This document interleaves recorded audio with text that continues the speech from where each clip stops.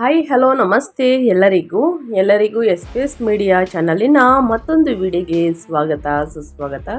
ಸ್ನೇಹಿತರೆ, ಎಲ್ಲರೂ ಹೇಗಿದ್ದೀರಾ? ಎಲ್ಲರೂ ಚೆನ್ನಾಗಿದ್ದೀರಾ ಅಂದ್ಕೊಂಡಿದ್ದೀನಿ. ನಾನು ಕೂಡ ತುಂಬಾ ಚೆನ್ನಾಗಿದ್ದೀನಿ. ಎಲ್ಲರೂ ಚೆನ್ನಾಗಿದ್ದೀರಾ ಅಂದ್ಕೊಂಡು ಭಾವಿಸ್ಕೊಂಡು ಇವತ್ತಿನ ಒಂದು ವಿಡಿಯೋನ ಶುರು ಮಾಡಿಬಿಡೋಣ. ಇವತ್ತಿನ ಒಂದು ವಿಡಿಯೋದಲ್ಲಿ ವೃಶ್ಚಿಕ ರಾಶಿಯವರಿಗೆ ಸಾಕಷ್ಟು ಬದಲಾವಣೆಯನ್ನು ನೋಡಲಿದ್ದೀರಿ. ಮೇ 12ರಿಂದನೇ ಶುರು ಅಂತಲೇ ಹೇಳ್ಬೋದು. ಯಾಕಂದರೆ ಗ್ರಹಗಳ ಸಂಚಾರ ಮತ್ತು ಗ್ರಹಗಳ ಸ್ಥಾನ ಬದಲಾವಣೆಯಿಂದ ಒಂದಲ್ಲ ಒಂದು ರೀತಿಯಲ್ಲಿ ಸಾಕಷ್ಟು ಬದಲಾವಣೆಯನ್ನು ನೋಡಲಿದ್ದೀರಿ. ಅದು ನಿಮ್ಮ ವ್ಯಾಪಾರದಲ್ಲಾಗಬಹುದು, ವ್ಯವಹಾರದಲ್ಲಾಗ್ಬೋದು, ಹಣಕಾಸಿನಲ್ಲಾಗ್ಬೋದು, ವೃತ್ತಿ ಜೀವನದಲ್ಲಾಗ್ಬೋದು. ಏನೆಲ್ಲ ಬದಲಾವಣೆಗಳನ್ನು ಗ್ರಹಗಳು ಸೂಚಿಸಲಿದೆ, ಯಾವುದರ ಬಗ್ಗೆ ಬಹಳಷ್ಟು ಎಚ್ಚರಿಕೆ ವಹಿಸಬೇಕು ಅನ್ನೋದನ್ನ ತಿಳಿಸ್ಕೊಡ್ತಾ ಹೋಗ್ತೀನಿ. ಇದನ್ನೆಲ್ಲ ಕಂಪ್ಲೀಟಾಗಿ ತಿಳ್ಕೋಬೇಕು ಅಂದರೆ ಎಲ್ಲೂ ಕೂಡ ವಿಡಿಯೋನ ಸ್ಕಿಪ್ ಮಾಡಬಾರ್ದು. ಅಂದರೆ ವಿಡಿಯೋನ ಕಟ್ ಮಾಡಿ ಓಡಿಸ್ಕೊಂಡು ಹೋಗಿ ನೋಡ್ತೀರಾ, ಇದು ಫುಲ್ ಇನ್ಫಾರ್ಮೇಷನ್ ಅರ್ಥ ಆಗಲ್ಲ. ಸೊ ಹಾಗಾಗಿ ಎಲ್ಲ ವಿಡಿಯೋದಲ್ಲೂ ತಿಳಿಸ್ತಾ ಇರ್ತೀನಿ. ಮೊದಲಿಂದ ಕೊನೆ ತನಕ ವಿಡಿಯೋನ ವಾಚ್ ಮಾಡಿ. ವಿಡಿಯೋದಲ್ಲಿ ಒಳ್ಳೆಯ ಮಾಹಿತಿ ಸಿಕ್ಕಿದ್ದಲ್ಲಿ ತಪ್ಪದೆ ವಿಡಿಯೋಗೊಂದು ಲೈಕ್ ಕೊಟ್ಟು, ಇನ್ನೂ ನನ್ನ ಚಾನಲ್ನ ಸಬ್ಸ್ಕ್ರೈಬ್ ಮಾಡ್ಕೊಂಡಿಲ್ಲ ಅಂದರೆ ದಯವಿಟ್ಟು ಎಸ್ ಪಿ ಎಸ್ ಮೀಡಿಯಾಗೆ ಸಬ್ಸ್ಕ್ರೈಬ್ ಆಗಿ ನಿಮ್ಮ ಅಭಿಪ್ರಾಯಗಳನ್ನು ಕಮೆಂಟ್ ಬಾಕ್ಸಲ್ಲಿ ತಿಳಿಸಬಹುದು. ಯಾರೆಲ್ಲ ಸಬ್ಸ್ಕ್ರೈಬ್ ಮಾಡಿಕೊಂಡು ಪ್ರತಿನಿತ್ಯ ವಿಡಿಯೋ ವಾಚ್ ಮಾಡ್ತಿದ್ದೀರಾ ಅಂಥವರಿಗೆ ಥ್ಯಾಂಕ್ ಯು ಸೋ ಮಚ್ ಅಂತ ಹೇಳ್ತಾ, ಸ್ನೇಹಿತರೆ ತಡ ಮಾಡೋದು ಬೇಡ, ವಿಡಿಯೋದ ಕಡೆ ಗಮನ ಕೊಟ್ಬಿಡೋಣ. ಈ ಅದೃಷ್ಟ ರಾಶಿ ವೃಶ್ಚಿಕ ರಾಶಿ ನಿಮ್ಮ ಕುಟುಂಬದಲ್ಲಿ, ನಿಮ್ಮ ಸ್ನೇಹಿತರಲ್ಲಿ ಅಥವಾ ನಿಮ್ಮ ಹಿತೈಷಿಗಳು ಯಾರೇ ಆಗಿದ್ದರೂ ಕೂಡ ಅವ್ರಿಗೆ ವಿಡಿಯೋವನ್ನು ಶೇರ್ ಮಾಡಿ. ನಿಮ್ಮ ಕಡೆಯಿಂದ ಅದೃಷ್ಟದ ಭವಿಷ್ಯವನ್ನು ಅವರು ಕೂಡ ತಿಳ್ಕೊಂಡಂಗಾಗುತ್ತೆ. ಓಂ ನಮಃ ಶಿವಾಯ ಅಂತ ಕಮೆಂಟ್ ಮಾಡಿ. ಶಿವನ ಅನುಗ್ರಹದಿಂದ ನಿಮ್ಮ ಜೀವನದಲ್ಲಿರುವ ಕಷ್ಟಗಳು, ಸಮಸ್ಯೆಗಳು, ಅಡಚಣೆಗಳು, ತೊಂದರೆಗಳು ಎಲ್ಲವೂ ಕೂಡ ಸಂಪೂರ್ಣವಾಗಿ ನಿವಾರಣೆಯಾಗಲಿ ಅಂತ ಹೇಳ್ತಾ ವಿಡಿಯೋದ ಕಡೆ ಗಮನ ಕೊಡ್ತಾ ಹೋಗೋಣ. ಹೌದು ಸ್ನೇಹಿತರೆ, ವೃಶ್ಚಿಕ ರಾಶಿಯವರಿಗೆ ಸಾಕಷ್ಟು ಬದಲಾವಣೆಯನ್ನು ಕಂಡು ಬರಲಿದೆ ಗ್ರಹಗಳ ಸಂಚಾರದ ಸಮಯದಲ್ಲಿ. ಇನ್ನು ವೃಶ್ಚಿಕ ರಾಶಿಯವರಿಗೆ ಮೇ ತಿಂಗಳ ಮಾಸಿಕ ಭವಿಷ್ಯದ ಬಗ್ಗೆ ಹೇಳೋದಾದರೆ, ಒಟ್ಟಾರೆಯಾಗಿ ಈ ತಿಂಗಳ ಮುಖ್ಯಾಂಶಗಳು ಅಂದರೆ ಪ್ರಮುಖ ಮುಖ್ಯಾಂಶಗಳ ಬಗ್ಗೆ ಹೇಳೋದಾದರೆ, ಮೊದಲನೇದಾಗಿ ಉದ್ಯೋಗದಲ್ಲಿ ಅಖಂಡ ವಿಜಯ ಅಂತಲೇ ಹೇಳಬಹುದು. ಮೇ 14ರಂದು ನಿಮ್ಮ ಲಗ್ನಾಧಿಪತಿಯಾದ ಕುಜನು 6ನೇ ಮನೆಯಲ್ಲಿ ಮೇಷಕ್ಕೆ ಅಂದರೆ ಸ್ವಕ್ಷೇತ್ರಕ್ಕೆ ಹೊಂದುವುದರಿಂದ ಕಚೇರಿಯಲ್ಲಿ ಶತ್ರುಗಳ ಆಟ ನಡೆಯುವುದಿಲ್ಲ. ನಿಮಗೆ ಬಡ್ತಿ, ಕೆಲಸಗಳಲ್ಲಿ ವಿಜಯ ಖಚಿತ ಅಂತಲೇ ಹೇಳಬಹುದು. ಸ್ಪರ್ಧಾತ್ಮಕ ಪರೀಕ್ಷೆಗಳನ್ನು ಬರೆಯುವವರಿಗೆ ಸುವರ್ಣಾವಕಾಶ. ಇನ್ನು ಆಕಸ್ಮಿಕ ಧನ ಲಾಭಗಳು ಅಂದರೆ ಅಷ್ಟಮ ಸ್ಥಾನದಲ್ಲಿ 8ನೇ ಮನೆಯಲ್ಲಿ ಗುರು ಶುಕ್ರರ ಸಂಯೋಗದಿಂದಾಗಿ ನಿಮಗೆ ಹಳೆಯ ಸಾಲಗಳು ತೀರುವುದರ ಜೊತೆಗೆ ವಾರಸುದಾರಿಕೆಯಿಂದ ಅಥವಾ ಜೀವನ ಸಂಗಾತಿಯ ಮೂಲಕ ಊಹಿಸದ ಹಣ ದೊರೆಯುತ್ತದೆ. ಈಗವನ್ನು ಹತೋಟಿಯಲ್ಲಿಟ್ಕೊಳ್ಳಿ. ಅಂದರೆ ಮೇ 15ರಿಂದ 7ನೇ ಮನೆಯಲ್ಲಿ ಸೂರ್ಯನ ಸಂಚಾರದಿಂದಾಗಿ ಜೀವನ ಸಂಗಾತಿ ಅಥವಾ ವ್ಯಾಪಾರ ಪಾಲುದಾರರೊಂದಿಗೆ ಅಕಾರಣವಾದಂತಹ ಅಹಂಕಾರದ ಘರ್ಷಣೆಗಳು ಉದ್ಭವಿಸುತ್ತದೆ. ವಾದ ವಿವಾದಗಳನ್ನು ತಡೆಯುವುದು ಶ್ರೇಯಸ್ಕರ. ಸ್ನೇಹಿತರೆ, ಇದು ಪ್ರಮುಖ ಮುಖ್ಯಾಂಶಗಳು. ಇನ್ನು ಒಟ್ಟಾರೆಯಾಗಿ ಹೇಳೋದಾದರೆ, ಗುರುಬಲದಿಂದ ವೃಶ್ಚಿಕ ರಾಶಿಯವರಿಗೆ ಲಾಭ ಇದೆಯಾ ಅಥವಾ ನಷ್ಟ ಇದೆಯಾ, ಹೂಡಿಕೆಯನ್ನು ಮಾಡ್ಬೋದಾ, ಏನೆಲ್ಲ ಖರೀದಿ ಮಾಡುವಂತಹ ಯೋಗ ಇದೆ ಅನ್ನೋದನ್ನ ನೋಡ್ತಾ ಹೋಗೋಣ. ಒಟ್ಟಾರೆಯಾಗಿ ವೃಶ್ಚಿಕ ರಾಶಿಯವರಿಗೆ ಮೇ 2026ರ ಮಾಸವು ಅಖಂಡವಾದಂತಹ ಧೈರ್ಯ, ಸಾಹಸಗಳನ್ನು, ಉದ್ಯೋಗ ವಿಜಯಗಳನ್ನು ನೀಡುವಂತಹ ತಿಂಗಳು ಅಂತಲೇ ಹೇಳಬಹುದು. ಕಳೆದ ತಿಂಗಳುಗಳಲ್ಲಿ ಇದ್ದಂತಹ ಮಾನಸಿಕ ಘರ್ಷಣೆಗಳೆಲ್ಲವೂ ಸ್ನೇಹಿತರೆ, ಸಂಘರ್ಷಗಳೆಲ್ಲವೂ ದೂರವಾಗಿ ನಿಮ್ಮಲ್ಲಿ ಹೊಸ ಉತ್ಸಾಹ ಕಂಡುಬರುತ್ತದೆ. ಮುಖ್ಯವಾಗಿ ಮೇ 11ರಂದು ನಿಮ್ಮ ರಾಶಿಯ ಅಧಿಪತಿ ಲಗ್ನಾಧಿಪತಿಯಾದಂತಹ ಕುಜನು 6ನೇ ಮನೆಯಲ್ಲಿ ಸ್ವಕ್ಷೇತ್ರಕ್ಕೆ ಪ್ರವೇಶಿಸುವುದು ನಿಮ್ಮ ಆತ್ಮವಿಶ್ವಾಸವನ್ನು ಮುಗಿಲೆತ್ತರಕ್ಕೆ ಏರಿಸುತ್ತದೆ. ಕೋರ್ಟ್ ಕೇಸ್ಗಳು ಅಥವಾ ಆಸ್ತಿ ವಿವಾದಗಳಲ್ಲಿ ನಿಮಗೆ ಅನುಕೂಲಕರ ತೀರ್ಪುಗಳು ಬರುತ್ತವೆ. ಆದರೆ ಮೇ 15ರಂದು ಸೂರ್ಯನು 7ನೇ ಮನೆಗೆ ಮತ್ತು ಮೇ 14ರಂದು ಶುಕ್ರನು 8ನೇ ಮನೆಗೆ ಪ್ರವೇಶಿಸುವುದರಿಂದ ವ್ಯಾಪಾರ, ಕೌಟುಂಬಿಕ ವ್ಯವಹಾರಗಳಲ್ಲಿ ಅಹಂಕಾರವನ್ನು ಬದಿಗಿಟ್ಟು ಮೃದುವಾಗಿ ವರ್ತಿಸಬೇಕಾದ ಜವಾಬ್ದಾರಿ ನಿಮ್ಮ ಮೇಲಿರುತ್ತದೆ ಅಂತಲೇ ಹೇಳಬಹುದು. ವೃಶ್ಚಿಕ ರಾಶಿಯವರು ಏನೆಲ್ಲ ಬದಲಾವಣೆಯನ್ನು ಗ್ರಹಗಳ ಸೂಚನೆಯಿಂದ ನೋಡಲಿದ್ದೀರಿ, ಯಾವುದರ ಬಗ್ಗೆ ಮುನ್ನೆಚ್ಚರಿಕೆಗಳನ್ನು ತೆಗೆದುಕೊಳ್ಬೇಕು ಅನ್ನೋದನ್ನು ನೋಡೋದಾದರೆ, ಒಂದೊಂದಾಗಿ ಮೇ ತಿಂಗಳಲ್ಲಿ ವೃಶ್ಚಿಕ ರಾಶಿಯವರಿಗೆ ಪ್ರಮುಖ ಗ್ರಹ ಸಂಚಾರಗಳು ಮತ್ತು ಅವುಗಳ ಅಧಿಪತ್ಯಗಳು, ಅವುಗಳ ಪ್ರಭಾವ ಹೇಗಿರಲಿದೆ ಅನ್ನೋದನ್ನ ತಿಳಿಸ್ಕೊಡ್ತೀನಿ. ಮೊದಲನೇದಾಗಿ ಗುರು 2 ಮತ್ತು 5ನೇ ಅಧಿಪತಿಯಾಗಿರುವಂತಹ ಗುರು 8ನೇ ಮನೆಯಲ್ಲಿ ಮಿಥುನದಲ್ಲಿ ಯಥಾಸ್ಥಿತಿಯಲ್ಲಿ ಸಂಚರಿಸುತ್ತಿದೆ. ಅಷ್ಟಮ ಗುರು ಹೂಡಿಕೆಗಳಲ್ಲಿ ಎಚ್ಚರಿಕೆ, ಆಧ್ಯಾತ್ಮಿಕ ಚಿಂತನೆ, ಊಹಿಸದ ಮೂಲಗಳಿಂದ ಹಣ ಅಂತಲೇ ಹೇಳಬಹುದು. ಇನ್ನು ಶನಿ 3 ಮತ್ತು 4ನೇ ಅಧಿಪತಿಯಾಗಿರುವಂತಹ ಶನಿ 5ನೇ ಮನೆಯಲ್ಲಿ ಮೀನದಲ್ಲಿ ಸಂಚರಿಸುತ್ತದೆ. ಸಂತಾನ ವ್ಯವಹಾರಗಳಲ್ಲಿ ವಿಳಂಬ, ಆಲೋಚನೆಗಳಲ್ಲಿ ನಿಧಾನ, ಸ್ತ್ರೀ ರಾಷ್ಟ್ರೀಯ ಆಲೋಚನೆಗಳು ಅಂತಲೇ ಹೇಳಬಹುದು. ಇನ್ನು ಬುಧ 8 ಮತ್ತು 11ನೇ ಅಧಿಪತಿಯಾಗಿರುವಂತಹ ಬುಧ 7ನೇ ಮನೆ ಮತ್ತು 8ನೇ ಮನೆಯಲ್ಲಿ ಸಂಚರಿಸುತ್ತದೆ. ಮೇ 15ರಿಂದ 7ರಲ್ಲಿ ಸೂರ್ಯನೊಂದಿಗೆ ಸಂಯೋಗ, ಸಂವಹನದ ಮೂಲಕ ವ್ಯಾಪಾರದ ಲಾಭಗಳು. ಇನ್ನು ಶುಕ್ರ 7 ಮತ್ತು 12ನೇ ಅಧಿಪತಿಯಾಗಿರುವಂತಹ ಶುಕ್ರ 8ನೇ ಮನೆಯಲ್ಲಿ ಮೇ 14ರಿಂದ ಮಿಥುನದಲ್ಲಿ ಸಂಚರಿಸುತ್ತದೆ. ಅಷ್ಟಮ ಸ್ಥಾನದಲ್ಲಿ ಶುಕ್ರ ಆಕಸ್ಮಿಕ ಧನಲಾಭ, ರಹಸ್ಯ ವ್ಯವಹಾರಗಳು, ಭಾಗ್ಯಸ್ವಾಮಿಯ ಮೂಲಕ ಧನಲಾಭ ಅಂತಲೇ ಹೇಳಬಹುದು. ಇನ್ನು ಅದೇ ರೀತಿ ಸೂರ್ಯ 10ನೇ ಮನೆಯ ಅಧಿಪತಿಯಾಗಿರುವ ಸೂರ್ಯ 6ನೇ ಮನೆಯಿಂದ 7ನೇ ಮನೆಗೆ ಸ್ಥಳಾಂತರಗೊಂಡು ಸಂಚರಿಸುತ್ತಿದೆ ಸ್ನೇಹಿತರೆ. ಮೇ 14ರವರೆಗೆ 6ರಲ್ಲಿ ಉಚ್ಚ ಉದ್ಯೋಗದಲ್ಲಿ ಅಂತಲೇ ಹೇಳ್ಬೋದು ಅಖಂಡ ವಿಜಯವನ್ನು ಸೃಷ್ಟಿಸಲಿದೆ. ಇನ್ನು ಮೇ 15ರಿಂದ 7ರಲ್ಲಿ ಆವಾಗ ಪಬ್ಲಿಕ್ ರಿಲೇಷನ್ ವೃದ್ಧಿ, ಭಾಗಸ್ವಾಮಿಯೊಂದಿಗೆ ಈಗೋ ಜಾಸ್ತಿಯಾಗಲಿದೆ. ಇನ್ನು ಕುಜ 1 ಮತ್ತು 6ನೇ ಅಧಿಪತಿಯಾಗಿರುವಂತಹ ಕುಜ ಲಗ್ನಾಧಿಪತಿ ಕುಜ 6ನೇ ಮನೆಯಲ್ಲಿ ಸ್ವಕ್ಷೇತ್ರದಲ್ಲಿ ಮೇ 11ರಿಂದ ಸಂಚರಿಸುತ್ತದೆ. 6ನೇ ಮನೆಯಲ್ಲಿ ಕುಜ ಶತ್ರುಗಳ ಮೇಲೆ ಸಂಪೂರ್ಣ ಜಯ, ಋಣ ವಿಮುಕ್ತಿ, ಶಾರೀರಿಕ ದೃಢತೆ, ಧೈರ್ಯ ಹೆಚ್ಚಾಗಲಿದೆ. ಇದು ಗ್ರಹಗಳ ಸಂಚಾರ ಮತ್ತು ಗ್ರಹಗಳ ಸ್ಥಾನ ಬದಲಾವಣೆಯಿಂದ ಒಂದಲ್ಲ ಒಂದು ರೀತಿಯಲ್ಲಿ ಸಾಕಷ್ಟು ಬದಲಾವಣೆಯನ್ನು ನೋಡಲಿದ್ದೀರಿ ಸ್ನೇಹಿತರೆ. ಇನ್ನು ವೃತ್ತಿ ಜೀವನದ ಬಗ್ಗೆ ಹೇಳೋದಾದರೆ ಏನೆಲ್ಲ ಬದಲಾವಣೆಗಳನ್ನು ಗ್ರಹಗಳು ಸೂಚಿಸಲಿದೆ, ಯಾವುದರ ಬಗ್ಗೆ ಬಹಳಷ್ಟು ಎಚ್ಚರಿಕೆ ವಹಿಸಬೇಕು ವೃಶ್ಚಿಕ ರಾಶಿಯವರು ಅಂತ ನೋಡ್ತಾ ಹೋಗೋಣ. ವೃಶ್ಚಿಕ ರಾಶಿಯವರಿಗೆ ಸಾಕಷ್ಟು ಬದಲಾವಣೆ ಸ್ನೇಹಿತರೆ. ಯಾಕಂದರೆ ವೃಶ್ಚಿಕ ರಾಶಿಯವರಿಗೆ ಉದ್ಯೋಗಸ್ಥರಿಗೆ ಈ ತಿಂಗಳು ಮರೆಯಲಾಗದಂತಹ ವಿಜಯಗಳನ್ನು ನೀಡುತ್ತದೆ. ತಿಂಗಳ ಪ್ರಥಮಾರ್ಧದಲ್ಲಿ ಕರ್ಮಾಧಿಪತಿಯಾದಂತಹ ವೃತ್ತಿಕಾರಕ ಸೂರ್ಯನು 6ನೇ ಮನೆಯಲ್ಲಿ ಉಚ್ಚ ಸ್ಥಿತಿಯಲ್ಲಿ ಇರುವುದು ಮತ್ತು ಮೇ 11ರಂದು ಲಗ್ನಾಧಿಪತಿಯಾದ ಕುಜನು 6ನೇ ಮನೆಯಲ್ಲಿ ಸೇವಾಸ್ಥಾನ ಅಂತಲೇ ಹೇಳಬಹುದು ಸ್ವಕ್ಷೇತ್ರವನ್ನು ಹೊಂದುವುದು ಒಂದು ಅದ್ಭುತವಾದಂತಹ ರಾಜಯೋಗವನ್ನು ನೀಡುತ್ತದೆ. ನೀವು ಕಚೇರಿಯಲ್ಲಿ ಏನು ಹೇಳ್ತೀರೋ ಅದೇ ಶಾಸನವಾಗಬಹುದು ಸ್ನೇಹಿತರೆ. ನಿಮ್ಮನ್ನು ವಿರೋಧಿಸುವವರು ಮಾಡುವಂತಹ ಕುತಂತ್ರಗಳು ಅವರಿಗೆ ತಿರುಗುಬಾಣವಾಗುತ್ತವೆ. ಉದ್ಯೋಗಕ್ಕಾಗಿ ಕಾಯುತ್ತಿರುವವರಿಗೆ ಅಥವಾ ಸರ್ಕಾರಿ ಉದ್ಯೋಗದ ನಿರೀಕ್ಷೆಯಲ್ಲಿ ಇರುವವರಿಗೆ ಬಯಸಿದ ಉದ್ಯೋಗ ಸಿಗುತ್ತದೆ. ಬಡ್ತಿಯ ವಿಷಯದಲ್ಲಿ ಯಾರಾದರೂ ಅಡ್ಡಿಪಡಿಸಿದರೂ ಅದನ್ನು ಮೀರಿ ನೀವು ವಿಜಯವನ್ನು ಸಾಧಿಸುತ್ತೀರಿ. ಮೇ 15ರ ನಂತರ ಸೂರ್ಯನು 7ನೇ ಮನೆಯಲ್ಲಿ ಸಂಚರಿಸುವುದರಿಂದ ಸಮಾಜದಲ್ಲಿ ನಿಮಗೆ ವೃತ್ತಿಯಲ್ಲಿ ಅಂದರೆ ಉತ್ತಮ ಹೆಸರು, ಖ್ಯಾತಿ, ಪ್ರತಿಷ್ಠೆಗಳು ಲಭಿಸುತ್ತದೆ. ಮೇಲಧಿಕಾರಿಗಳಿಂದ ಒಂದು ಪ್ರಶಂಸೆ ಸಿಗಲಿದೆ ಅಂತಲೇ ಹೇಳಬಹುದು ಸ್ನೇಹಿತರೆ. ದುಡುಕಿನ ನಿರ್ಧಾರಗಳನ್ನು ತೆಗೆದುಕೊಳ್ಳೋದಕ್ಕೆ ಹೋಗಬೇಡಿ. ವಾದ ವಿವಾದಗಳನ್ನು ಸ್ನೇಹಿತರೆ ನಿಮ್ಮ ಸಹೋದ್ಯೋಗಿಗಳೊಂದಿಗೆ ಮಾಡೋದಕ್ಕೆ ಹೋಗಬೇಡಿ. ಬಹಳಷ್ಟು ಎಚ್ಚರಿಕೆ ವಹಿಸಿ ಅಂತ ಹೇಳ್ತಾ, ಇನ್ನು ವ್ಯಾಪಾರ, ವ್ಯವಹಾರ, ಸ್ವಯಂ ಉದ್ಯೋಗ, ಪಾಲುದಾರಿಕೆಯ ಬಗ್ಗೆ ಒಟ್ಟಾರೆಯಾಗಿ ಪುಟ್ಟದಾಗಿ ತಿಳಿಸೋದಾದರೆ ವೃಶ್ಚಿಕ ರಾಶಿಯವರಿಗೆ ಗುರುಬಲದಿಂದ ಏನೆಲ್ಲ ಅದೃಷ್ಟವನ್ನು ನೋಡಲಿದ್ದೀರಿ ಅನ್ನೋದನ್ನ ನೋಡ್ತಾ ಹೋಗೋಣ.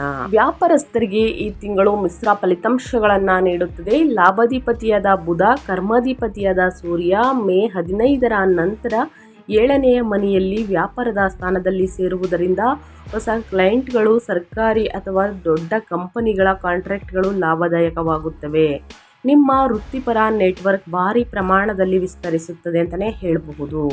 ಆದರೆ 7ನೇ ಮನೆಯಲ್ಲಿ ಕ್ರೂರ ಗ್ರಹವಾದಂತಹ ಸೂರ್ಯನ ಪ್ರಭಾವದಿಂದಾಗಿ ವ್ಯಾಪಾರ ಪಾಲುದಾರರೊಂದಿಗೆ ತೀವ್ರವಾದಂತಹ ಅಹಂಕಾರದ ಘರ್ಷಣೆ ಬರುವಂತಹ ಅಪಾಯವಿದೆ. ಲಾಭಾಂಶ ಹಂಚಿಕೆಯಲ್ಲಿ ಅಥವಾ ಅಧಿಕಾರಿಗಳ ವಿಚಾರದಲ್ಲಿ ಒಬ್ಬರು ಮೇಲೊಬ್ಬರು ಪ್ರಾಬಲ್ಯ ಸಾಧಿಸಲು ನೋಡುತ್ತಾರೆ. ಪಾರದರ್ಶಕತೆ ಇಲ್ಲದಿದ್ದರೆ ವ್ಯಾಪಾರ ಸಂಬಂಧಗಳು ಹದಗೆಡುತ್ತವೆ. ಮೇ 14ರ ನಂತರ ಸಪ್ತಮಾಧಿಪತಿಯಾದಂತಹ ಶುಕ್ರನು 8ನೇ ಮನೆಯಲ್ಲಿ ಇರುವುದರಿಂದ ಪಾಲುದಾರರೊಂದಿಗೆ ಸ್ವಲ್ಪ ಎಚ್ಚರಿಕೆಯಿಂದ ನಡೆದುಕೊಳ್ಬೇಕಾಗುತ್ತದೆ ಸ್ನೇಹಿತರೆ. ಬಹಳಷ್ಟು ಎಚ್ಚರಿಕೆ ವಹಿಸಿ ವೃಶ್ಚಿಕ ರಾಶಿಯವರು ಅಂತ ಹೇಳ್ತಾ, ಇನ್ನು ಮುಂದಿನದಾಗಿ ಹೇಳೋದಾದರೆ ಆರ್ಥಿಕ ಸ್ಥಿತಿ ಮತ್ತು ಧನಲಾಭದ ಬಗ್ಗೆ. ಹಣಕಾಸಿನಲ್ಲಿ ಏನೆಲ್ಲ ಬದಲಾವಣೆಗಳು ಕಂಡು ಬರಲಿದೆ, ಯಾವುದರ ಬಗ್ಗೆ ಮುನ್ನೆಚ್ಚರಿಕೆಗಳನ್ನು ತೆಗೆದುಕೊಳ್ಬೇಕು ವೃಶ್ಚಿಕ ರಾಶಿಯವರು ಅನ್ನೋದನ್ನ ನೋಡೋದಾದರೆ, ಆರ್ಥಿಕವಾಗಿ ಈ ತಿಂಗಳು ಆಕಸ್ಮಿಕ ಬೆಳವಣಿಗೆಗಳಿಂದ ಕೂಡಿರುತ್ತದೆ. ಧನಾಧಿಪತಿಯಾದ ಗುರು ಅಷ್ಟಮ ಸ್ಥಾನದಲ್ಲಿ 8ನೇ ಮನೆಯಲ್ಲಿ ಇದ್ದಾರೆ. ಇದರ ಜೊತೆಗೆ ಮೇ 14ರಂದು ವ್ಯಯ ಅಂದರೆ ಖರ್ಚಿನ ಮನೆ ಮತ್ತು ಸಪ್ತಮಾಧಿಪತಿಯಾದಂತಹ ಶುಕ್ರನು ಕೂಡ ಅಷ್ಟಮಕ್ಕೆ ಬರುತ್ತಾರೆ. ಈ ಅಷ್ಟಮ ಸ್ಥಾನದ ಗ್ರಹ ಸಂಯೋಗದಿಂದಾಗಿ ಇತರರ ಪಾಲುದಾರರ ಅಥವಾ ಪಿತ್ರಾರ್ಜಿತ ಹಣ ನಿಮಗೆ ಒಲಿದು ಬರುತ್ತದೆ. ಹಿಂದೆ ನಿಂತು ಹೋಗಿದ್ದಂತಹ ಇನ್ಶೂರೆನ್ಸ್ ಅಥವಾ PF ಹಣ ಕೈ ಸೇರುತ್ತದೆ. 6ನೇ ಮನೆಯಲ್ಲಿ ಬಲವಾದ ಕುಜನಿಂದಾಗಿ ನಿಮ್ಮ ಮೇಲಿರುವ ಬ್ಯಾಂಕ್ ಸಾಲಗಳು ಅಥವಾ ಹಳೆಯ ಸಾಲಗಳನ್ನು ತೀರಿಸಲು ಬೇಕಾದ ಆರ್ಥಿಕ ಸಹಾಯ ಲಭಿಸುತ್ತದೆ. ಆದರೆ ಷೇರು ಮಾರುಕಟ್ಟೆ ಅಥವಾ ಟ್ರೇಡಿಂಗ್ನಂತಹ ಊಹಾತ್ಮಕ ಹೂಡಿಕೆಗಳಿಗೆ ಈ ತಿಂಗಳು ಸುತರಾಂ ಅನುಕೂಲಕರವಾಗಿಲ್ಲ ಅಂತಲೇ ಹೇಳಬಹುದು. ಭಾರಿ ನಷ್ಟಗಳು ಬರಬಹುದು. ಸೊ ಹಾಗಾಗಿ ಸ್ನೇಹಿತರೆ, ಷೇರು ಮಾರುಕಟ್ಟೆ ಅಥವಾ ಟ್ರೆಂಡಿಂಗ್ನಂತಹ ಊಹಾತ್ಮಕ ಹೂಡಿಕೆಗಳಿಂದ ಆದಷ್ಟು ದೂರವಿರಿ.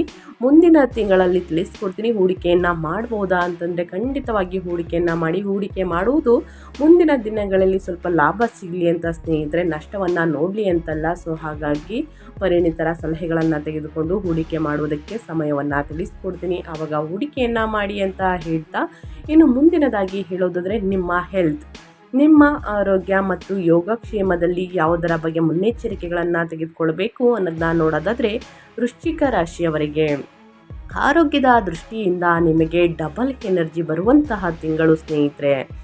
ನಿಮ್ಮ ಲಗ್ನಾಧಿಪತಿಯಾದ ಕುಜನು ಮೇ 11ರಂದು ರೋಗ ಶತ್ರು ಸ್ಥಾನವಾದಂತಹ 6ನೇ ಮನೆಯಲ್ಲಿ ಸ್ವಕ್ಷೇತ್ರದಲ್ಲಿ ಹೊಂದುವುದರಿಂದ ನಿಮ್ಮಲ್ಲಿ ಅದ್ಭುತವಾದಂತಹ ಪ್ರಾಣಶಕ್ತಿ, ರೋಗ ನಿರೋಧಕ ಶಕ್ತಿ ಹೆಚ್ಚಾಗುತ್ತದೆ. ಹಳೆಯ ಕಾಯಿಲೆಗಳು ಅಥವಾ ದೀರ್ಘಕಾಲದ ನೋವುಗಳು ತಾವಾಗಿಯೇ ಗುಣಮುಖವಾಗುತ್ತವೆ. ದೈಹಿಕ ಶ್ರಮ ಮಾಡಲು ಬಹಳ ಉತ್ಸಾಹವನ್ನು ತೋರುತ್ತೀರಿ. ಆದರೆ 8ನೇ ಮನೆಯಲ್ಲಿ ಗುರು ಶುಕ್ರರ ಪ್ರಭಾವದಿಂದ ಮತ್ತು 7ನೇ ಮನೆಯಲ್ಲಿ ಸೂರ್ಯನಿಂದಾಗಿ ದೇಹದಲ್ಲಿ ವಿಪರೀತ ಉಷ್ಣ, ಮೂತ್ರಪಿಂಡಗಳು, ಕಿಡ್ನಿ ಸ್ನೇಹಿತರೆ ಅಥವಾ ಯೂರಿನರಿ ಇನ್ಫೆಕ್ಷನ್ಗಳು ಬರುವಂತಹ ಸ್ವಲ್ಪ ಸಾಧ್ಯತೆ ಇದೆ. ನಿಯಮಿತವಾಗಿ ವ್ಯಾಯಾಮವನ್ನು ಮಾಡುವುದು, ಜಂಕ್ ಫುಡ್ನಿಂದ ದೂರವಿರುವುದು ಒಳ್ಳೆಯದು. ಚೆನ್ನಾಗಿ ನೀರನ್ನು ಕುಡಿಯಿರಿ. 3ರಿಂದ 4 ಲೀಟರ್ ಕನಿಷ್ಠ ಅಂದರೆ ಒಂದು ದಿನಕ್ಕೆ ಚೆನ್ನಾಗಿ ನೀರನ್ನು ಕುಡಿಯುವುದರಿಂದ ಸ್ನೇಹಿತರೆ ನಿಮ್ಮ ಯೂರಿನರಿ ಇನ್ಫೆಕ್ಷನ್ಗಳು ಕಡಿಮೆಯಾಗಲಿದೆ. ಉಷ್ಣ ಕೂಡ ಕಡಿಮೆಯಾಗಲಿದೆ. ದೇಹದಲ್ಲಿ ವಿಪರೀತ ಉಷ್ಣ ಇದ್ದಾಗ ಚೆನ್ನಾಗಿ ನೀರನ್ನು ಕುಡಿಬೇಕು. ಹಸಿರು ತರಕಾರಿ, ಹಣ್ಣು ಹಂಪಲುಗಳನ್ನು ಚೆನ್ನಾಗಿ ಸೇವಿಸಿ ಸ್ನೇಹಿತರೆ. ತಂಪಾದ ಪಾನೀಯಗಳನ್ನು ಕುಡಿಯುವುದು ಬಹಳ ಮುಖ್ಯ. ಮನೆಯಲ್ಲೇ ಮಾಡಿಕೊಂಡು ಸ್ನೇಹಿತರೆ ಕುಡಿಯುವುದರಿಂದ ನಿಮ್ಮ ಆರೋಗ್ಯದಲ್ಲಿ ಸಾಕಷ್ಟು ಸುಧಾರಿಸಲಿದೆ. ಆರೋಗ್ಯದ ಬಗ್ಗೆ ಬಹಳಷ್ಟು ಎಚ್ಚರಿಕೆ ವಹಿಸಿ. ವೃಶ್ಚಿಕ ರಾಶಿಯವರು ಪ್ರತಿದಿನ ವ್ಯಾಯಾಮವನ್ನು ಮಾಡಿ, ಮೆಡಿಟೇಷನನ್ನು ಮಾಡಿ ಸ್ನೇಹಿತರೆ. ಖಂಡಿತವಾಗಿಯೂ ನಿಮ್ಮ ಸಮಸ್ಯೆಗಳು ಕ್ರಮೇಣವಾಗಿ ಕಡಿಮೆಯಾಗಲಿದೆ. ಇನ್ನು ಕುಟುಂಬ ಮತ್ತು ವೈಯಕ್ತಿಕ ಸಂಬಂಧಗಳ ಬಗ್ಗೆ ಹೇಳೋದಾದರೆ, ಏನೆಲ್ಲ ಬದಲಾವಣೆಯನ್ನು ನೋಡಲಿದ್ದೀರಿ, ಯಾವುದರ ಬಗ್ಗೆ ಬಹಳಷ್ಟು ಎಚ್ಚರಿಕೆ ವಹಿಸಬೇಕು ಅನ್ನೋದನ್ನ ನೋಡೋದಾದರೆ, ಕಳಂತರ ಸ್ಥಾನವಾದಂತಹ 7ನೇ ಮನೆಯಲ್ಲಿ ಮೇ 15ರಿಂದ ಸೂರ್ಯನು ಉಷ್ಣ ಮತ್ತು ಅಹಂಕಾರದ ಕಾರಕ ಪ್ರವೇಶಿಸುವುದರಿಂದ ವೈವಾಹಿಕ ಜೀವನದಲ್ಲಿ ಒಂದು ಪರೀಕ್ಷಾ ಸಮಯ ಎದುರಾಗುತ್ತದೆ. ಜೀವನ ಸಂಗಾತಿಯೊಂದಿಗೆ ಸಣ್ಣ ಪುಟ್ಟ ವಿಷಯಗಳಿಗೂ ತೀವ್ರವಾದಂತಹ ವಾದ ವಿವಾದಗಳು, ಹತ್ತುಪಟ್ಟು ಹಿಡಿಯುವಿಕೆ ಹೀಗೋ ಬರುತ್ತವೆ. ಒಬ್ಬರು ತಗ್ಗಿದರೂ ಸಮಸ್ಯೆ ತಕ್ಷಣ ಬಗೆಹರಿಯುತ್ತದೆ ಅಂತಲೇ ಹೇಳಬಹುದು. ಪಂಚಮ ಸ್ಥಾನದಲ್ಲಿ ಸಂತಾನ ಸ್ಥಾನ ಅಂತಲೇ ಹೇಳ್ಬೋದು. ಶನಿಯ ಸಂಚಾರದಿಂದಾಗಿ ನಿಮ್ಮ ಮಕ್ಕಳು ಸ್ನೇಹಿತರೆ ಮೊಂಡುತನ ಅಥವಾ ಅವರ ಓದಿನಲ್ಲಿ ಮಂದಗತಿ ನಿಮ್ಮನ್ನು ಆತಂಕಕ್ಕೆ ಈಡು ಮಾಡಬಹುದು. ಮಕ್ಕಳೊಂದಿಗೆ ಸಮಯವನ್ನು ಕಳೆಯುವುದು, ಅವರ ಸಮಸ್ಯೆಗಳನ್ನು ಅರ್ಥ ಮಾಡಿಕೊಳ್ಳುವುದು ಬಹಳ ಮುಖ್ಯ. 8ನೇ ಮನೆಯಲ್ಲಿ ಶುಕ್ರನಿಂದಾಗಿ ಜೀವನ ಸಂಗಾತಿಯ ಕಡೆಯ ಸಂಬಂಧಿಕರೊಂದಿಗೆ ಕೆಲವು ವ್ಯವಹಾರಗಳು ನೆರವೇರುತ್ತವೆ ಅಂತಲೇ ಹೇಳಬಹುದು. ಮನೆಯಲ್ಲಿ ಶುಕ್ರನ ಸಂಚಾರದಲ್ಲಿ ಸ್ನೇಹಿತರೆ ಶುಭ ಕಾರ್ಯಗಳು ನಡೆಯಬಹುದು. ವೃಶ್ಚಿಕ ರಾಶಿಯವರಿಗೆ ಒಟ್ಟಾರೆಯಾಗಿ ಹೇಳಬೇಕು ಅಂತಂದರೆ ನೆಮ್ಮದಿ, ಸಂತೋಷ ನೆಲೆಸಲಿದೆ. ಇನ್ನು ವಿದ್ಯಾರ್ಥಿಗಳ ಬಗ್ಗೆ ಹೇಳೋದಾದರೆ, ವೃಶ್ಚಿಕ ರಾಶಿಯ ವಿದ್ಯಾರ್ಥಿಗಳು ಯಾವ ರೀತಿ ಫಲಿತಾಂಶವನ್ನು ತೆಗೆದುಕೊಳ್ಳಲಿದ್ದಾರೆ, ಯಾವುದರ ಬಗ್ಗೆ ಮುನ್ನೆಚ್ಚರಿಕೆಗಳನ್ನು ತೆಗೆದುಕೊಳ್ಬೇಕು ಅನ್ನೋದನ್ನ ನೋಡೋದಾದರೆ, ವಿದ್ಯಾರ್ಥಿಗಳಿಗೆ ಇದು ಹೋರಾಡಿ ಗೆಲ್ಲುವಂತಹ ಸಮಯ. ವಿದ್ಯಾಸ್ಥಾನದಲ್ಲಿ 5ನೇ ಮನೆಯಲ್ಲಿ ಶನಿ ಇರುವುದರಿಂದ ಸಾಮಾನ್ಯ ಓದಿನಲ್ಲಿ ಸ್ವಲ್ಪ ಸೋಮಾರಿತನ, ಏಕಾಗ್ರತೆಯ ಕೊರತೆ ಕಂಡುಬರುತ್ತದೆ.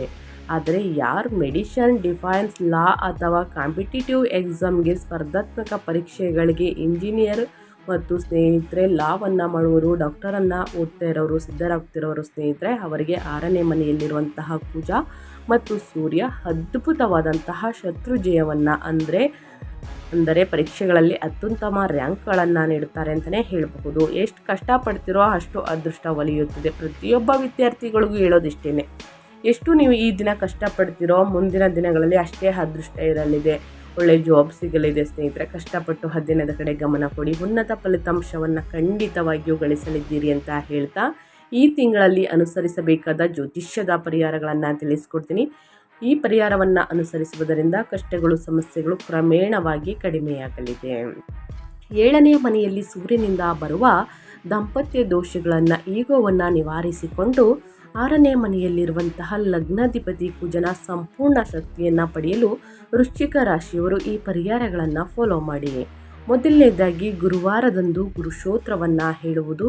ಗುರುವಾರದಂದು ಬಡ ವಿದ್ಯಾರ್ಥಿಗಳಿಗೆ ಬೇಕಾಗಿರುವಂತಹ ವಿದ್ಯಾಭ್ಯಾಸಕ್ಕೆ ಸ್ನೇಹಿತರೆ ಬೇಕಾಗಿರುವಂತಹ ಸಾಮಗ್ರಿಗಳನ್ನು ಕೊಡಿಸುವುದು. ಎಕ್ಸಾಂಪಲ್ ಆಗಿ ಪೆನ್ನು, ಪುಸ್ತಕ, ಬ್ಯಾಗು ಈ ರೀತಿ ಕೊಡಿಸ್ಬೋದು ಸ್ನೇಹಿತರೆ. ಇದರಿಂದ ವಿದ್ಯಾರ್ಥಿಗಳಿಗೆ ವಿದ್ಯಾಭಿವೃದ್ಧಿ ಆಗಲಿದೆ. ನಿಮ್ಮ ಮಕ್ಕಳು ಸ್ನೇಹಿತರೆ ವೃಶ್ಚಿಕ ರಾಶಿಯವರು ಆಗಿದ್ದರೆ ವಿದ್ಯಾಭಿವೃದ್ಧಿ ಆಗಲಿದೆ. ಸೊ ಹಾಗಾಗಿ ಗುರುವಾರದ ದಿನ ಈ ಕೆಲಸವನ್ನು ಮಾಡಿ ಗುರುಶೋತ್ರವನ್ನು ಹೇಳಿ. ಇನ್ನು 2ನೇದಾಗಿ ಸೂರ್ಯನ ಆರಾಧನೆ. ವೈವಾಹಿಕ ಜೀವನದಲ್ಲಿ ಮತ್ತು ಪಾಲುದಾರರೊಂದಿಗೆ ಅಹಂಕಾರದ ಘರ್ಷಣೆ ಕಡಿಮೆಯಾಗಲು ಮೇ 15ರಿಂದ ಪ್ರತಿದಿನ ಬೆಳಿಗ್ಗೆ ಸೂರ್ಯ ಭಗವಾನಿಗೆ ಅಗ್ರವನ್ನು ಸಮರ್ಪಿಸಿ ಆದಿತ್ಯ ಹೃದಯ ಸ್ತೋತ್ರವನ್ನು ಪಠಿಸಿ ಸ್ನೇಹಿತರೆ, ಸಮಸ್ಯೆಗಳು ಕ್ರಮೇಣವಾಗಿ ಕಡಿಮೆಯಾಗಲಿದೆ. ಇನ್ನು ಸುಬ್ರಹ್ಮಣ್ಯ ಹನುಮಾನ್ ಪೂಜೆ ಅಂದರೆ ನಿಮ್ಮ ಲಗ್ನಾಧಿಪತಿಯಾದ ಕುಜನ ಶಕ್ತಿಯನ್ನು ಸರಿಯಾದ ದಾರಿಯಲ್ಲಿ ಅಂದರೆ ವಿಜಯಗಳತ್ತ ಮುನ್ನಡೆಸಲು ಸ್ನೇಹಿತರೆ, ಗೆಲುವಿನತ್ತ ಮುನ್ನಡೆಸಲು ಪ್ರತಿ ಮಂಗಳವಾರ ಸುಬ್ರಹ್ಮಣ್ಯ ಅಷ್ಟಕಂ ಅಥವಾ ಹನುಮಾನ್ ಚಾಲಿಸವನ್ನು ಪಾರಾಯಣ ಮಾಡಿ ಖಂಡಿತವಾಗಿಯೂ ಸಮಸ್ಯೆಗಳು ಕ್ರಮೇಣವಾಗಿ ಕಡಿಮೆಯಾಗಲಿದೆ. ಇನ್ನು ದಕ್ಷಿಣಾಮೂರ್ತಿ ಸ್ತೋತ್ರ ಸ್ನೇಹಿತರೆ, 8ನೇ ಮನೆಯಲ್ಲಿ ಭಗವಾನ್ ಗುರು ಅನುಗ್ರಹವನ್ನು ಆಕಸ್ಮಿಕ ಧನಲಾಭವನ್ನು ಪಡೆಯಲು ಗುರುವಾರದಂದು ಶ್ರೀ ದಕ್ಷಿಣಾಮೂರ್ತಿ ಅಥವಾ ದತ್ತಾತ್ರೇಯರನ್ನು ಸ್ಮರಿಸಿ ದತ್ತಾತ್ರೇಯ ಸ್ತೋತ್ರವನ್ನು ಹೇಳುವುದರಿಂದಲೂ ಕೂಡ ಸಮಸ್ಯೆಗಳು ಕ್ರಮೇಣವಾಗಿ ಕಡಿಮೆಯಾಗಲಿದೆ ಸ್ನೇಹಿತರೆ. ತಪ್ಪದೇ ವೃಶ್ಚಿಕ ರಾಶಿಯವರು ಈ ಸಣ್ಣ ಪುಟ್ಟ ಪರಿಹಾರಗಳನ್ನು ಮಾಡಿ ಆದಷ್ಟು ಬಡವರಿಗೆ ನಿರ್ಗತಿಕರಿಗೆ ಸ್ನೇಹಿತರೆ ನಿಮ್ಮ ಮನಸ್ಸಿನಲ್ಲಿ ಒಂದು ಸಂಕಲ್ಪವನ್ನು ಮಾಡಿಕೊಂಡು ಒಂದು ಬೇಡಿಕೊಂಡು ಸ್ನೇಹಿತರೆ ಆದಷ್ಟು ಬಡವರಿಗೆ ನಿರ್ಗತಿಕರಿಗೆ ನಿಮ್ಮ ಕೈಯಲ್ಲಾದಷ್ಟು ಸಹಾಯವನ್ನು ಮಾಡಿ ಖಂಡಿತವಾಗಿಯೂ ನಿಮ್ಮ ಸಮಸ್ಯೆಗಳು ಕ್ರಮೇಣವಾಗಿ ಕಡಿಮೆಯಾಗಲಿದೆ. ತಪ್ಪದೇ ವೃಶ್ಚಿಕ ರಾಶಿಯವರು ಈ ಸಣ್ಣ ಪುಟ್ಟ ಪರಿಹಾರಗಳನ್ನು ಮಾಡಿ ಏನೇ ಡೌಟ್ಸ್ ಇದ್ದರೂ ಕೂಡ ಕಮೆಂಟ್ ಮಾಡಿ ಅಂತ ಹೇಳ್ತಾ ನಾನು ವಿಡಿಯೋನ ಎಂಡ್ ಮಾಡ್ತಾ ಇದ್ದೀನಿ. ದಯವಿಟ್ಟು ಇವತ್ತಿನ ಒಂದು ವಿಡಿಯೋದಲ್ಲಿ ಸಂಪೂರ್ಣ ಮಾಹಿತಿ ಸಿಕ್ಕಿದ್ದಲ್ಲಿ, ಈ ವಿಡಿಯೋ ಯೂಸ್ಫುಲ್ ಅನಿಸಿದಲ್ಲಿ ವಿಡಿಯೋಗೆ ಲೈಕ್ ಮಾಡೋದನ್ನ ಮರ್ತಿದ್ರೆ ಲೈಕ್ ಮಾಡಿ. ಇನ್ನೂ ನನ್ನ ಚಾನಲ್ನ ಸಬ್ಸ್ಕ್ರೈಬ್ ಮಾಡ್ಕೊಂಡಿಲ್ಲ ಅಂದರೆ SPS ಮೀಡಿಯಾಗೆ ಸಬ್ಸ್ಕ್ರೈಬ್ ಆಗಿ ನಿಮ್ಮ ಅಭಿಪ್ರಾಯವನ್ನು ಕಮೆಂಟ್ ಬಾಕ್ಸಲ್ಲಿ ತಿಳಿಸಿ. ಈ ಅದೃಷ್ಟ ರಾಶಿ ನಿಮ್ಮ ಕುಟುಂಬದಲ್ಲಿ, ನಿಮ್ಮ ಸ್ನೇಹಿತರಲ್ಲಿ, ನಿಮ್ಮ ಹಿತೈಷಿಗಳು ಯಾರೇ ಆಗಿದ್ದರೂ ಕೂಡ ಅವರಿಗೆ ವಿಡಿಯೋವನ್ನು ಶೇರ್ ಮಾಡಿ. ನಿಮ್ಮ ಕಡೆಯಿಂದ ಅದೃಷ್ಟದ ಭವಿಷ್ಯವನ್ನು ಅವರು ಕೂಡ ತಿಳ್ಕೊಂಡಂಗಾಗುತ್ತೆ. ಓಕೆ, ಯಾರೆಲ್ಲ ಸಬ್ಸ್ಕ್ರೈಬ್ ಮಾಡ್ಕೊಂಡಿದ್ದೀರಾ ಅವರಿಗೆ ಮತ್ತೊಮ್ಮೆ ಥ್ಯಾಂಕ್ ಯು ಸೋ ಮಚ್ ಅಂತ ಹೇಳ್ತಾ, ನಿಮಗೂ ಮತ್ತು ನಿಮ್ಮ ಕುಟುಂಬಕ್ಕೆ ತುಂಬಾ ಒಳ್ಳೆಯದಾಗಲಿ, ಗುರುಬಲ ಶನಿಬಲ ಎರಡೂ ಕೂಡ ಸಿಗಲಿ ಅಂತ ಹೇಳ್ತಾ ಮತ್ತೊಂದು ವಿಡಿಯೋ ಜೊತೆ ಮತ್ತೊಂದು ಹೊಸ ಭವಿಷ್ಯದಲ್ಲಿ ಹೊಸ ಅಪ್ಡೇಟಲ್ಲಿ ಸಿಗ್ತೀನಿ ಅಂತ ಹೇಳ್ತಾ ಥ್ಯಾಂಕ್ ಯು ಫಾರ್ ವಾಚಿಂಗ್.